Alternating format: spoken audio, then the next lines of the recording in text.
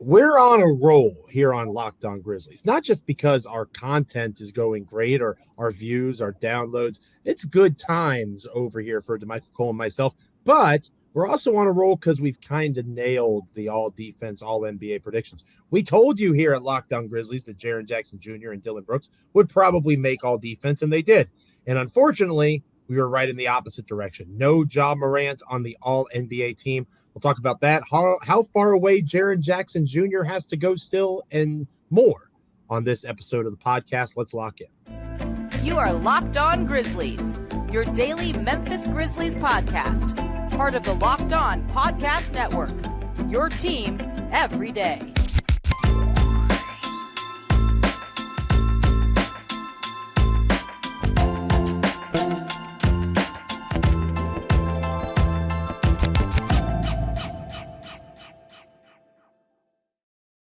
It's a Thursday edition of Locked On Grizzlies. Thank you so much for checking out the podcast, whether you're watching us on YouTube, liking and commenting away, whether you are rating, reviewing, subscribing, wherever you get your podcasts. Hopefully you're an everydayer that starts your day, starts your NBA content consumption with Damichael Cole and I here at Locked On Grizzlies. Damichael Cole, of course, of the Commercial Appeal there in Memphis, Tennessee. I am of Bluff City Media, also in Memphis, Tennessee, but I am a Memphian digitally only at this stage. I miss Memphis still to this day. Obviously, still pretty passionate about the place and their NBA squad because I still do this work. I'm the Ric Flair of blogging and podcasting. I just don't know when to retire. I probably should have done it a while ago, but yet here I am with the wonderful Damichael Cole, and I'm glad you're with us on this episode of Locked On Grizzlies. Again, we are proud members of the Locked On Podcast Network, your team each and every day, free and available wherever you get your podcasts. I also want to start off today's show by shouting out our current partnership with SiriusXM. We have a chance to have a fantastic opportunity going into next season, potentially with SiriusXM. You can catch games on the SXM app. And you can also catch some Locked On Grizzlies goodness coming forward and going forward. Locked On podcasts from Major League Baseball, NFL, all sorts of different places. So again, shout out to SiriusXM, shout out to our everydayers, and shout out to you for making us your first listen. Damichael, as I alluded to earlier, we have been on a roll. We're like butter here at Locked On Grizzlies. We predicted pretty successfully how the all-NBA teams were going to go for the Memphis Grizzlies. Yep. Jaren Jackson Jr. was the easiest one. If you win Defensive Player of the Year, chances are you're going to be first team all-defense. That's exactly what occurred. Dillon Brooks, a little bit more controversial, which I don't fully understand because Dillon is more of a guard than Jaden McDaniels and all those sorts of things. But there were some upset Timberwolves fans. Again, and Jaden McDaniels is a phenomenal defender. Yeah, he deserves to when it goes to positionless next season. I think Jaden McDaniels will be on the team. But you don't have to bring down Dillon Brooks to raise up Jaden McDaniels, right? Be mad at – don't hate the player. Hate the game. If you know what I'm saying, right? So Dillon Brooks makes the team, deservingly so, although Jaden McDaniels did deserve it as well. I agree with that. All NBA gets released. And I predicted it. You had a feeling it was going to happen as well. Ja Morant gets left off the team. The way that it worked out actually happened almost exactly the way I predicted it. You had SGA, Shai Gilgeous-Alexander of the Oklahoma City Thunder, being the leading vote getter for all guards. I know that surprised you a little bit, partner. Yeah. Didn't surprise me as much. I think I had Steph instead of Luka. That might have been the one part where it's a little bit different. Luka is the other guard that makes first team All-NBA. Then it was Donovan Mitchell, who had a career year for a good Cleveland team. Steph Curry gets second team All-NBA. And then third team was De'Aaron Fox and Damian Lillard, who we talked about. When you're one of the best scoring guards of all time and you have your best scoring season, yes, I agree. Damian Lillard deserves to be on this team. So it was going to be difficult for Morant, even if he didn't have the off-the-court transgressions. But, of course, he did have those things. And whether it's fair or unfair is really irrelevant. Perception is reality. And when it's a national media award that I know you voted in, Damichael, it seemed like it was going to be a long shot for Ja. And I know you'll break down the numbers here for us. It was even more of a long shot than we thought, perhaps. It was. I mean, the gap between the top 6 guards, and you just outlined who the top 6 guards were. The gap between Ja and those guys was pretty insurmountable. And we're not surprised that Ja Morant didn't make it. Right. And I don't know if are you surprised at the gap before we get into it? No, I think, again, depending on how I'm a little surprised the with the gap. size of the gap, sure. Am I surprised that he wasn't closer to Lillard? Because again, I know, some of your I'm blanking on the right word, competitors, I guess. Colleagues, colleagues, that's the better way. Thank you. See, you're the professional here. Some of your colleagues at the Daily Memphian I saw were a little bit, I don't want to say heated, because I don't know if Harrington and Drew Hill are ever heated. But they were kind of like, hey, Ja had a good season too. I guess. I mean, he definitely was better in terms of the Jalen Brunson had a good season. Right. James Harden had a good season. And I wrote about for Bluff City Media, there are things that Ja did well. I would say this was his best defensive season, just from watching him play the entire season. I would say that he was much better in terms of comparing his usage to his assist percentage. He was leaps and bounds better than he's been in his career, in my opinion, especially when he came back from all of the stuff with the suspension. But I don't know how you look at the resumes of the other 6 dudes and get that frustrated that Ja Morant wasn't named, because the other 6 dudes had amazing seasons. Is it possible Morant, if he doesn't get suspended, puts up better numbers and maybe he beats out Lillard? Yeah, I think it's realistic to say, even though Lillard would have deserved it, that the number 2 seed in the Western Conference with Ja Morant not being suspended, he's probably 3rd team All-NBA right now. I don't think that's outlandish. To me, that is the spot where Morant lost it, was that 3rd team third team spot where Lillard got it. That was probably Morant's to lose, and he lost it. Yeah, and if you look at the numbers, pretty much, Ja got 10 votes for 2nd team.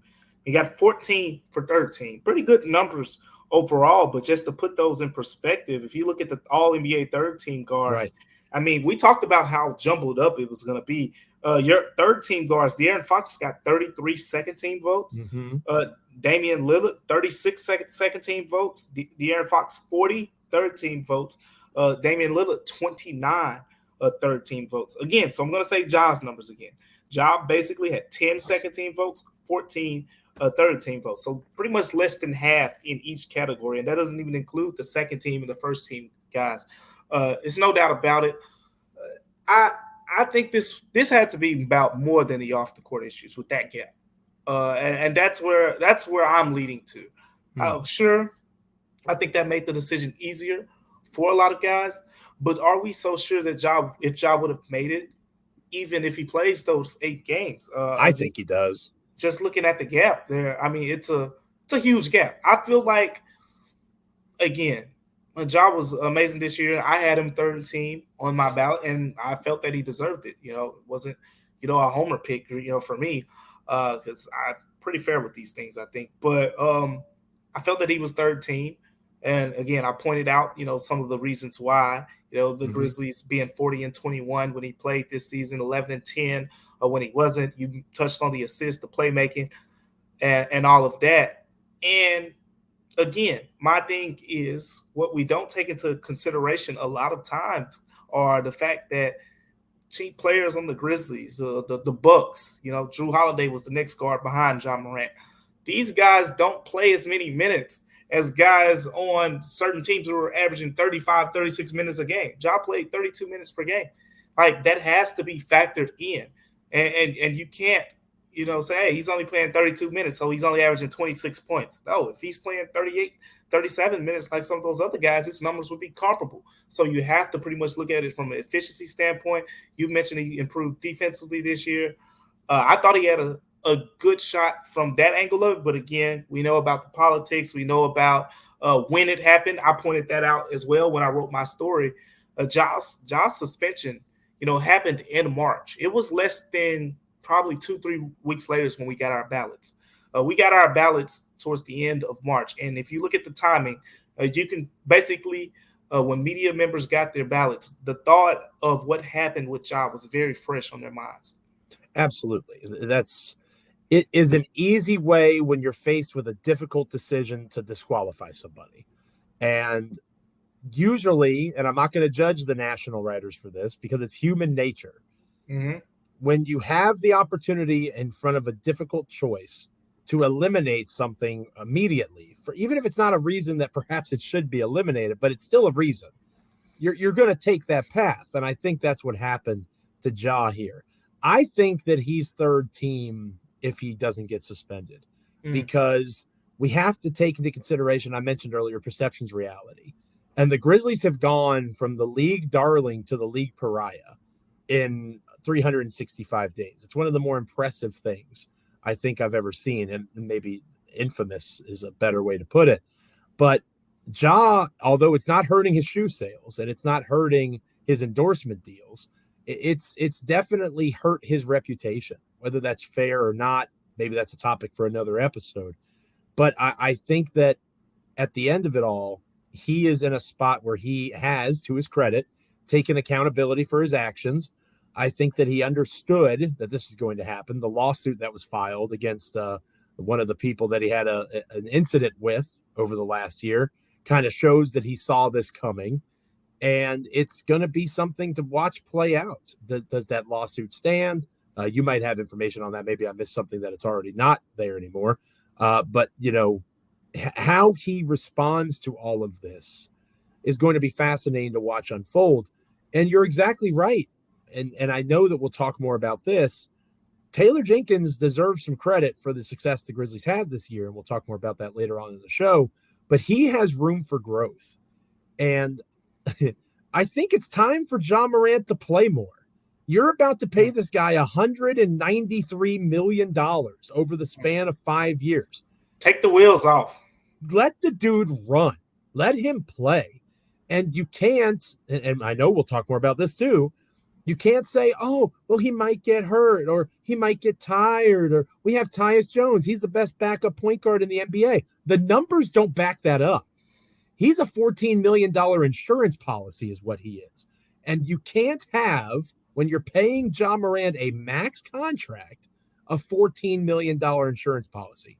And you can't have a guy who's making $14 million to play 9 minutes a game. So we'll talk more about Tyus another time, but I'm with you. It's time to take the wheels off. It's time to let this guy get out there and run. Let's see what he can do. Let him get those 35, 36 minute per game averages, and let's see how those numbers grow. Ja Morant was not the only one, Damichael, that was in the mix for all NBA. He certainly was the one that was closest. We'll talk about how Jaren Jackson Jr. did in his balloting next here on Locked On Grizzlies. But first, this episode of Locked On Grizzlies is brought to you by eBay Motors. And does eBay Motors understand what it takes to build a championship team? Every player needs to be a perfect fit, and it's the same exact thing when it comes to your vehicle. That's what eBay Motors gets so well. Every part has to fit just right. With eBay's guaranteed fit, you can be sure every part you need fits right the first time around. You just add your ride to My Garage and look for the green check to know that the part will fit, or you're going to get your money back. Because like in sports, confidence is the name of the game when you shop on eBay Motors. They have over 122 million parts to choose from, so you'll be back in the game in no time. After all, it's easy to bring home a win with the right parts when they're guaranteed. Get the right parts, the right fit, and the right prices on ebaymotors.com. Let's ride. eBay guaranteed fit, only available to U.S. customers. Eligible items only. Exclusions apply. We're talking Jaren Jackson Jr. and his spot on the All-NBA voting list. Certainly not on the team. Next here on Locked On Grizzlies. Welcome back to Locked On Grizzlies. I am Joe Mullinax, your co-host of Bluff City Media, and of course, this wonderful Locked On Grizzlies podcast. I'm joined by the suave, the handsome, the brilliant, the well t-shirted up Damichael Cole. I think we're same color t-shirts today, right? I'm black t-shirt today. Are you black or dark blue? No, I'm dark blue. So we can go with the dark. Welcome to the dark here on Locked On welcome Grizzlies. to the dark. Welcome to the dark. Shout out to Ja Morant. Quick side note. There's some irony in the welcome to the dark theme and then talking about being in the dark while you're openly saying it numerous times. you're bringing attention to being in the dark. But anyway, I digress. Had to get that off your chest real quick. And I like the theme. I like the welcome to the dark idea. It's catchy. I've read the book, believe it or not. I liked all of that. I really did. It's just topic for another later in the off-season episode. Jaren Jackson Jr. was also on the voting list for all NBA. Ja fared better than Jaren. And again, I know you'll give us the numbers there. Jaren Jackson Jr. was nowhere near the conversation. Not necessarily that he should have been. Again, if you look at the guys that were named all NBA forward, it's hard to argue against Jaylen Brown and Jimmy Butler and, Jason Tatum, Giannis Antetokounmpo, and then Julius Randle, who had a bounce back year for a good Knicks team, the LeBron James of the world, the ceremonial selection of LeBron James, even though he's super old. It's hard to argue against any of those guys, even LeBron, who I say in jest. So, no, I didn't expect Jaren to get named to the team. But Damichael, I'll be honest, the people that got more votes or points than him in the voting, that kind of surprised me. Wow. Yeah, let's get into that then. We're not even talking about, you mentioned the names who made it. But here's how far down Jaren Jackson Jr. pretty much was on the forwards list, which, again, it's a little surprising to me, too. Lauri Markkanen was the highest vote getter of the people, of the players. Makes total sense. Most improved player in the NBA, right? He won that award. So, well-deserved. Kevin Durant, I mean, he missed, almost half the season. So, but I get it. Again, he's Kevin Durant. You know he is. I know he is. He's Kevin Durant. Pascal Siakam, Kawhi Leonard, Anthony Edwards was on here as a forward as well. And then there's Jaren Jackson Jr., who's slightly above DeMar DeRozan and Mikal Bridges. So that's where he was.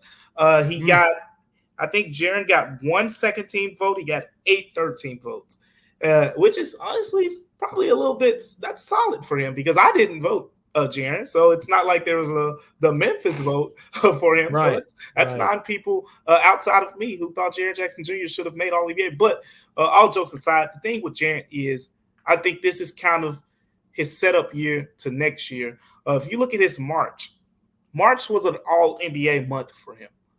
That's the only month, unless you want to count those couple games in April. March was his All-NBA month. Outside of March, I don't think he was All-NBA player. He was an All-Defensive player, but March was the first time. He was an All-Star. Yeah, he was an All-Star, but he wasn't All-NBA. And again, you got, 20, 24, 25, 26 All-Stars? 24, I think, yeah. You got, when you count those replacements. I mean, right. Everyone doesn't play in these things anymore. They don't even care about them like that. But, again, my turn to digress this time. But the thing is, you only got 15 spots. And these are the best of the best. This is why these All-NBA players, people wonder, how does that trigger the Supermax thing? I think it's a great idea. As All-NBA being what leads to a player getting the Supermax contract, because if you just think about it just from a general platform, like a guy like Jaren Jackson Jr. would probably be a Supermax player, but there has to be a designation to kind of qualify him there. But I think this is kind of just the setup year. Again, I just said Mikal Bridges was right below him. That's another guy who can play himself into the All-NBA conversation next season. Jaren just has to build off of March, Joe. That's what I think here. That was the month where he finally averaged over 20 points and put it together with what he was doing on the defensive end. And, defensively, he did enough to warrant being in this conversation. And offensively, he took steps forward. We talked about the 2-point field goal percentage. We talked about him just knowing how much more dominant he can be. There were strides made in that area. But when you talk about All-NBA, you're talking Jimmy Butler, you're talking Giannis, you're talking Domantas Sabonis. Like you got to bring it if you want to be on that list. And I wanted to get your take on that before we moved on, because again, it's about to go positionless, right? Yeah. So it's not going to matter as much. It's going to be a lot of guards, man. It's a guard and wing league. You might see 2 or 3 bigs on there, I think. Whereas on the all defensive team, maybe it's Embiid and Claxton Jaren. It might be 4 or 5 centers. Bam, Adebayo. I'm curious as to your take on, again, this year in particular, since it's changing moving forward with the new CBA. Again, another topic for a future episode of Lockdown Grizzlies. If Jaren had been listed as a center, if you could just go through those points, because again, obviously Jokic and Embiid, Embiid and Jokic, those are your 1-2. Sabonis gets 3, and I think Sabonis had a better year than Jaren, so I think Sabonis deserves that recognition. I'm just curious if you could just go down the list of the centers and see if Jaren perhaps would have gotten a better fit or a better competitive vibe if he had played some more center position. Anthony Davis outvoted Jaren Jackson Jr. if you go to the centers. I think Jaren finished with 14 votes total at his position. No, it was 11. Excuse me. 11 total points for Jaren Jackson Jr.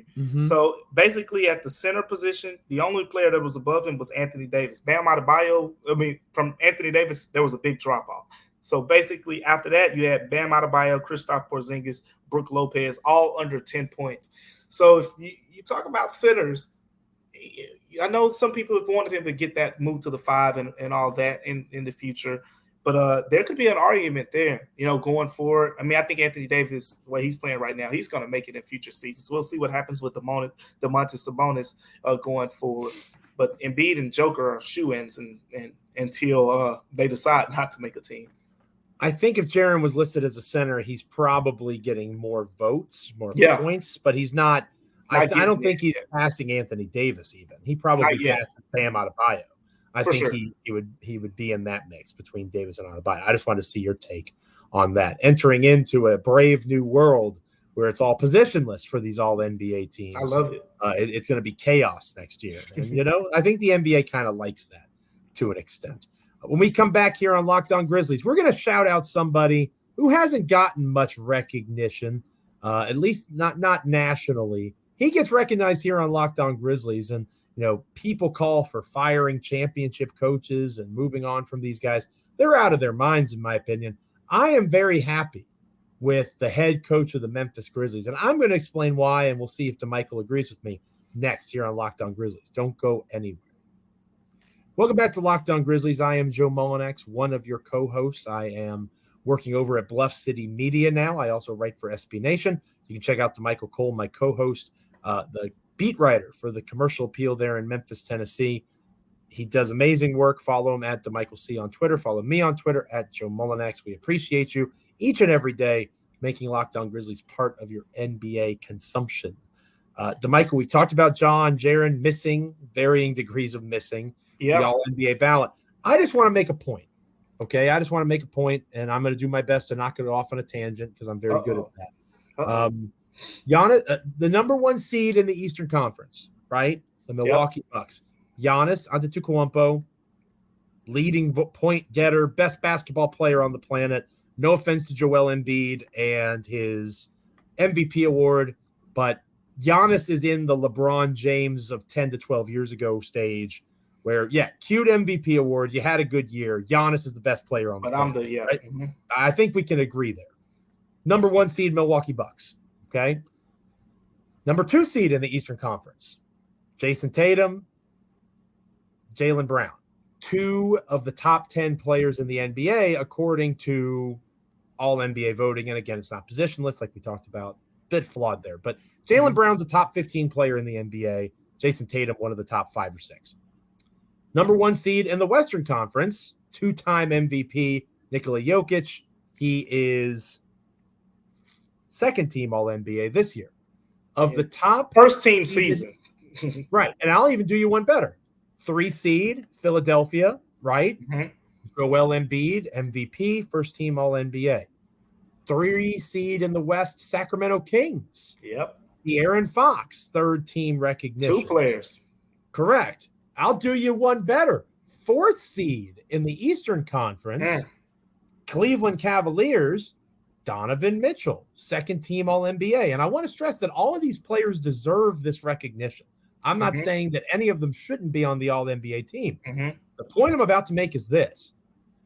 outside of the Phoenix Suns, who had trades and injuries and that sort of thing, only one team of the top 4 or top 8 total seeds in the NBA had no all NBA recognition, and it was the Memphis Grizzlies, the number 2 seed in the Western Conference with a 51-31 regular season record. There's reasons for this that Damichael and I have talked about consistently, but I want to say they must have a pretty darn good head basketball coach, because they do not have, apparently, the level of talent that all these other teams had, and yet here stand the Memphis Grizzlies, one of the youngest rosters in the NBA, 107 regular season wins over the last 2 years. Ja made all NBA last year. And again, Jaren won Defensive Player of the Year, so they're getting recognition. I'm not trying to play that card. I think we're past that with these Grizzlies.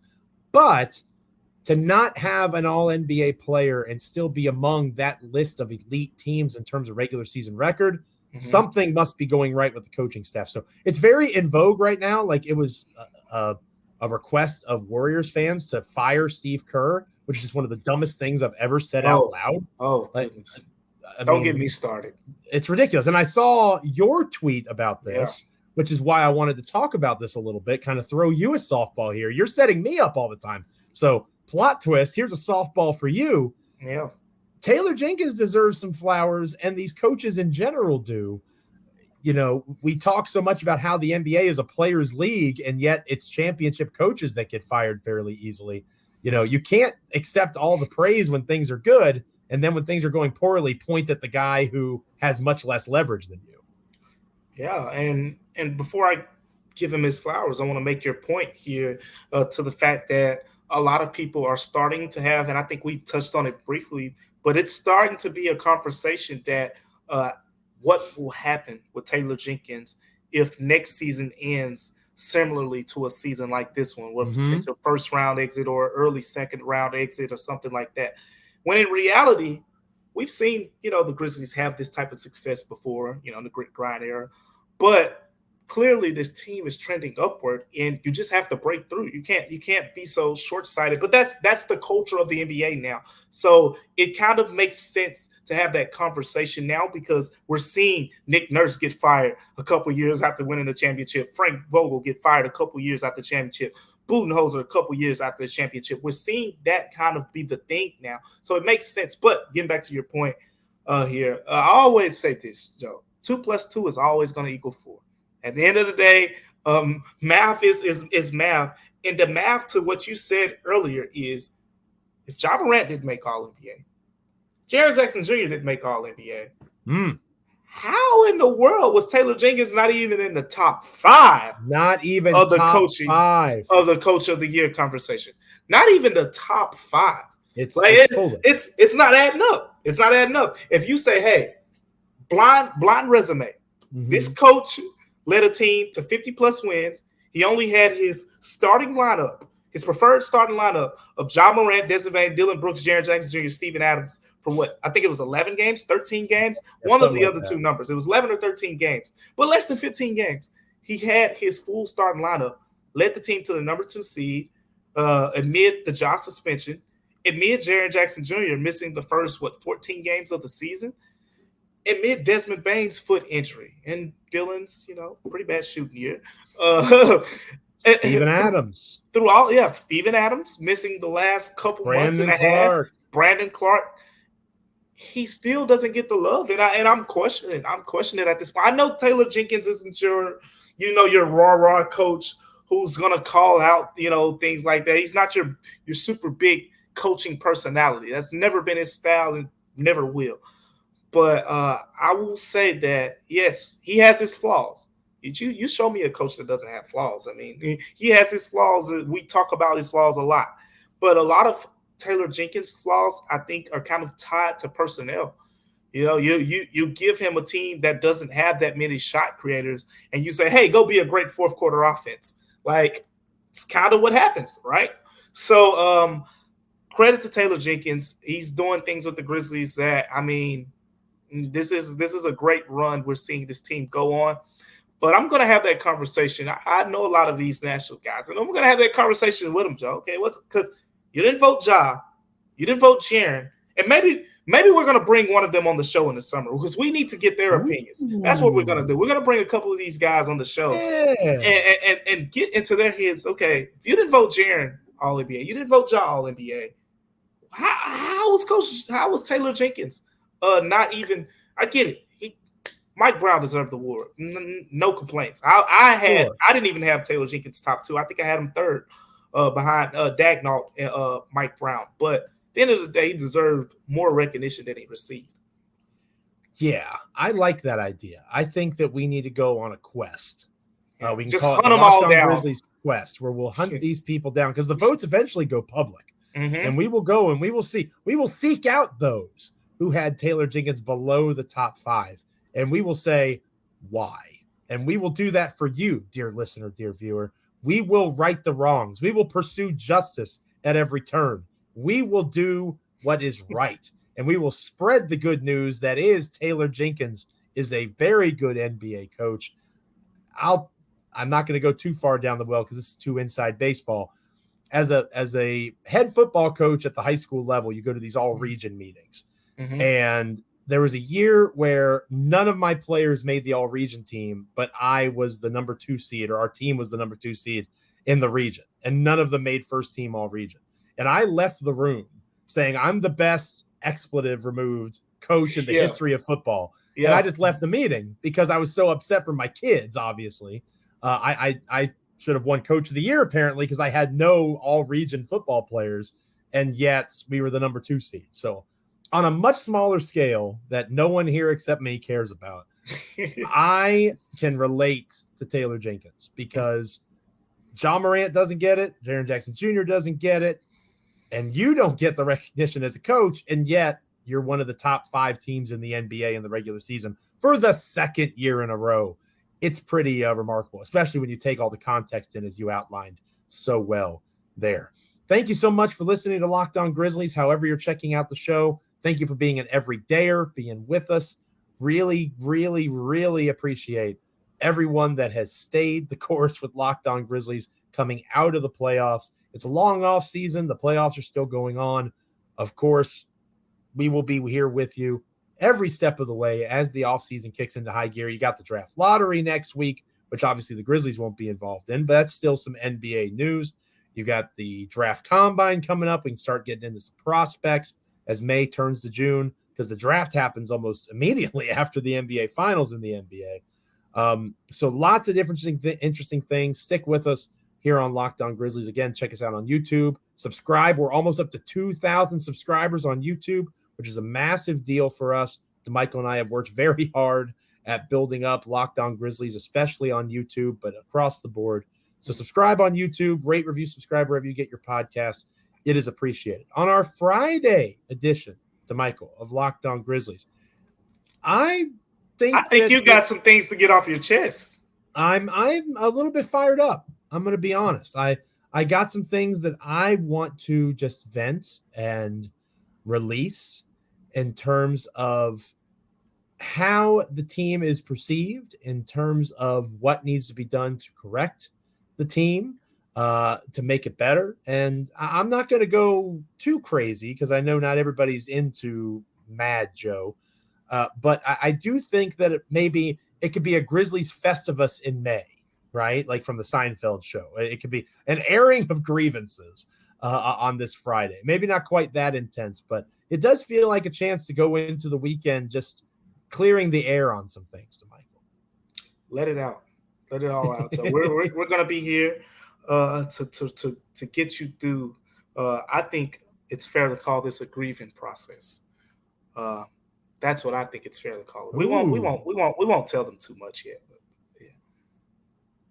Okay, I think that's fair. So I'll work through the stages of grief here on Locked On Grizzlies on Friday. You don't want to miss it. That was the best plug for a show ever. For Damichael Cole of the Commercial Appeal in Memphis, Tennessee, I am Joe Mullinax of Bluff City Media. We are both, of course, of Locked On Grizzlies, and we are so grateful that you are with us here on Locked On Grizzlies. So until that Friday show, stay locked in. We'll talk to you soon.